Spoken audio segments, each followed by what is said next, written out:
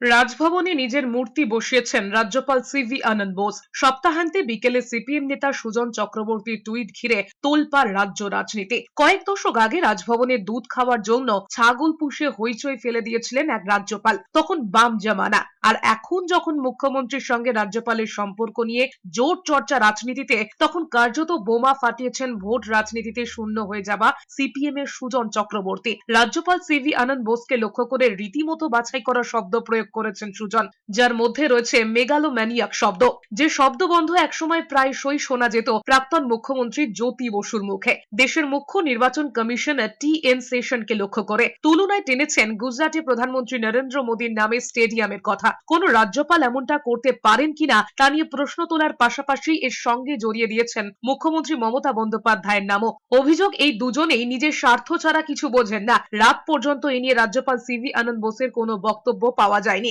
রাজভবনে CV আনন্দ বোস ব্যস্ত ছিলেন রাজ্যপাল হিসেবে পশ্চিমবঙ্গে তার জার্নির ওপরে ইন্ডিয়ান মিউজিয়াম, ভিক্টোরিয়া মেমোরিয়ালের আয়োজন করা এক চিত্র প্রদর্শনীতে নিজের ছবির প্রদর্শনী ঘুরে দেখতে। পশ্চিমবঙ্গের রাজ্যপাল হিসেবে 2 বছর স্মরণীয় করে রাখতে বিশেষ অনুষ্ঠানের সূচনা করেছেন বৃক্ষরোপণের মাধ্যমে।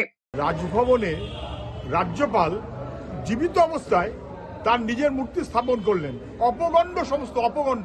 রাজভবনে নিজের মূর্তি স্থাপন করেছেন কেন? আগেকার সমস্ত রাজ্যপালের মূর্তি ওখানে নেই কিন্তু।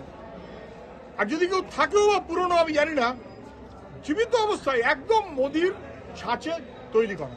আহমেদাবাদে পুরো স্টেডিয়ামটার নাম বদলে দিলেন মোদিজি নিজের নামে। লজ্জা হওয়া উচিত। মেগালোম্যানিয়া কে বলে? মেগালোম্যানিয়া।